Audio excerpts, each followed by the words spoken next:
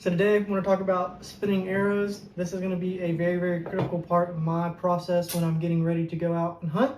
I want to make sure that I have arrows that are spinning true, especially when I'm running a fixed blade broadhead. So one of the most important tools you can have as a bow hunter, you want to make sure that you have the best spinning arrow on your broadhead, the arrow that you want to shoot, because it's just going to make sure that that arrow doesn't start to plane off. When you have an arrow that has some inconsistency, that does wobble, whether that's on the back end, the front end, it could be your actual broadhead itself. If it starts to wobble, that arrow can start losing its path and start to plane off. So whenever I'm building arrows, I spin them. I want to make sure I get good arrows that I don't have to worry about it as much. So like the 1000 straightness arrows with good components that fixed a lot of issues. But as I'm shooting a lot of these, I've shot groups, so I may have a little like I've got some marks in the outserts. I may have hit this into the ground or something, bounced it off the ground. So there could be a lot of things that could throw off that straightness of the arrow. And so before I go into the woods, I'm always going to spin them. So today we're going to go through, I've got 6 arrows, and we're going to spin them all. We're going to pick my favorite arrows, pick the arrows that aren't going to be as great, so that may be for like a follow-up shot. I'll still take them. I think all these arrows are going to be pretty good, but you just want to find that one, and when you spin it, you're just like, ooh, that feels really good. So that's the one that gives me the most confidence. I'll stick with it. I always write the numbers of my arrow, so I've got 6 on here, that way I can keep track. But yeah, we'll get right into it. I typically start with no field tip in the front end, just because the field tip or broadhead could be part of the issue. So what I'm going to do is I'll start no field tips, no broadheads. I'm going to pick the one, put them in a group, and then I'll grab a broadhead and I'll spin it through, make sure that it's still spinning well, so I know I've got a good broadhead as well. So we'll start going through here. And then this is the Serious arrow spinner. Pine Ridge makes one that I like really well. This one does a good job. One thing I do like about the Pine Ridge is you can spin it and it'll stay spinning a lot longer, so it's a little bit easier. This one though, you can still feel it, and it does do a good job. But I'm just going to spin it. I'm watching the front end, see if I have any bit of wobble. And this one's spinning pretty good. There could be maybe just the slightest, but overall this is spinning really good. Back end, I'm checking my knock. It's spinning pretty good. Overall, when you do spin these, you can kind of feel it. If you spin a lot of arrows, you start to be able to feel which one's a good one. And this one feels like a pretty solid one. We may have just the slightest bit of wobble in the front end, but it's really hard to say. So number 6, we'll set it. I bet we find one that I like a little bit more, so I bet it kind of goes in the middle. All right, so this is arrow number 7.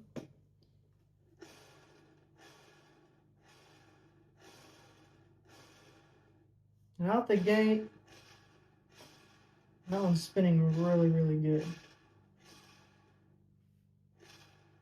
I don't see much wobble in the front. Back end, spinning good. I'm going to set this one, we'll set it to my right of arrow number 6. I think it's a little bit better than arrow number 6. It's arrow number 5. Oh, I like this one. No wobble on the front end. Back end is glass too. I can feel it. It just spins nice. We'll put it on the right side of number 7. Arrow number 2. Okay, I feel this one. We got a little something. Let's see.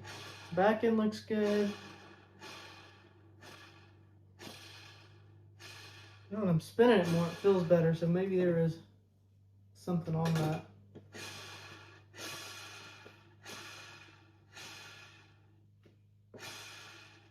That one feels pretty good, but I'm going to stick it right here in front of number 6. So it's going to be, I don't have this one marked. It's got a green knock.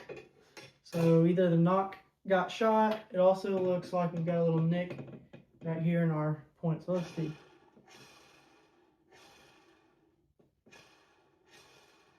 Back end looks good.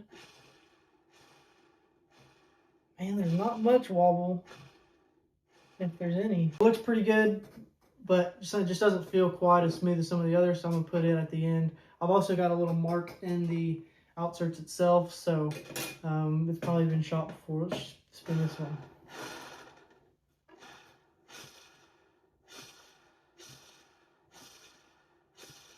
Yep, that one's spinning really, really good.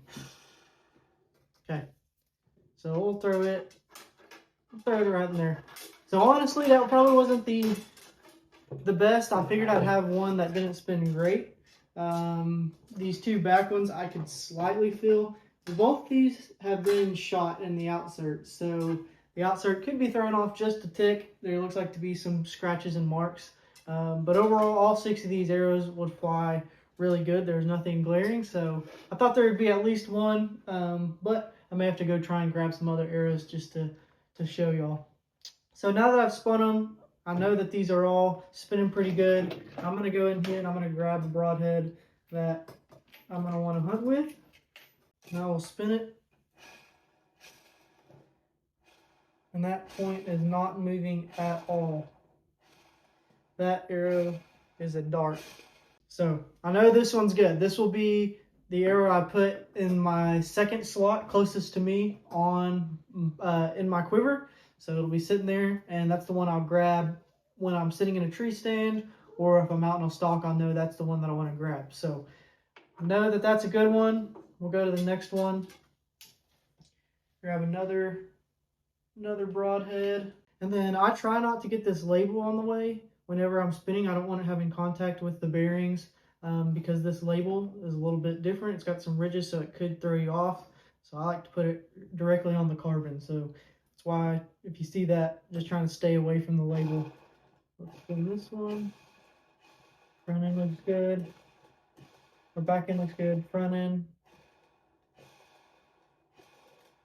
This is a dart. Since I've got the low pro quiver, I'll put this one in the arrow notch that is kind of coming to me, so I can pull it out for like a follow-up shot, or if I need to kind of keep it close. I've got my second arrow, and it's a good one right there. And then all these I think will be pretty good. Let me see if I can see it with one of these. See a bad spinning broadhead with one of these. Let me grab and see what it looks like.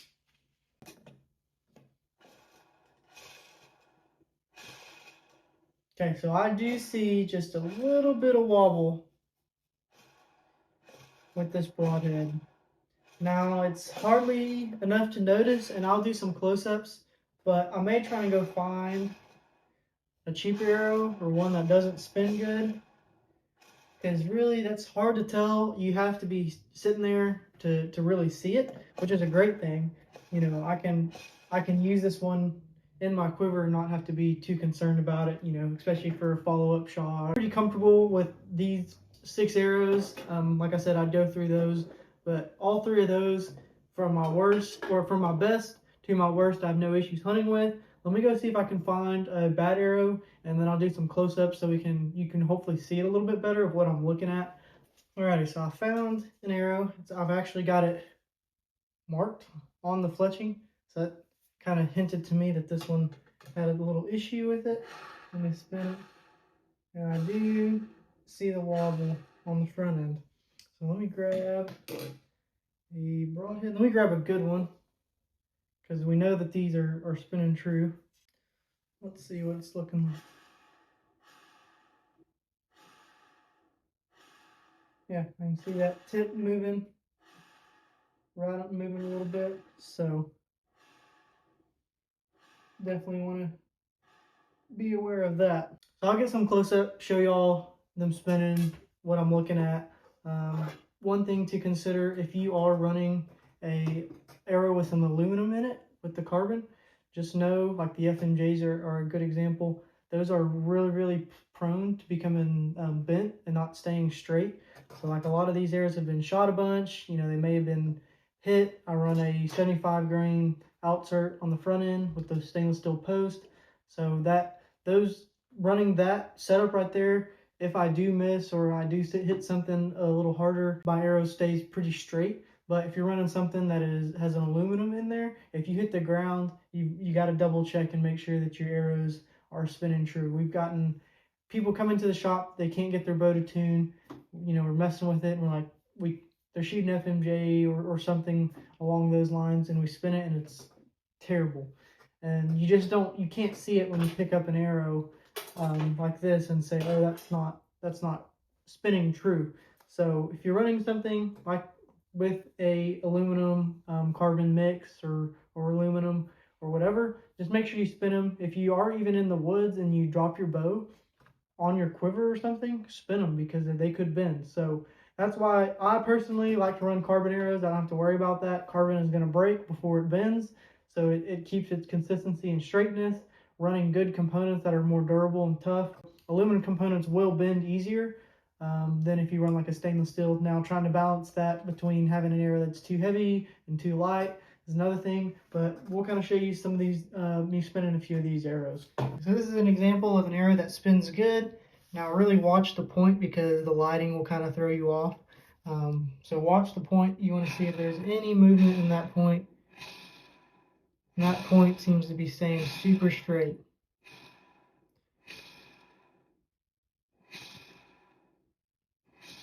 Super straight. We'll flip it so you can watch our knock end. Knock is looking good.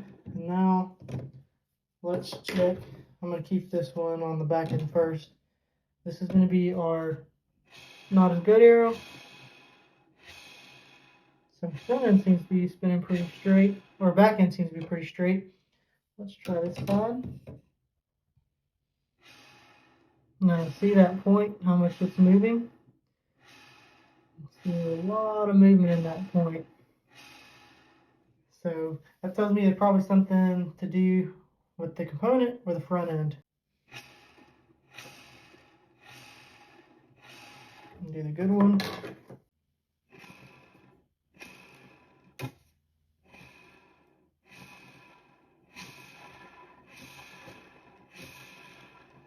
This was our bad one out of our group of our 6 arrows. Let's see if we can see.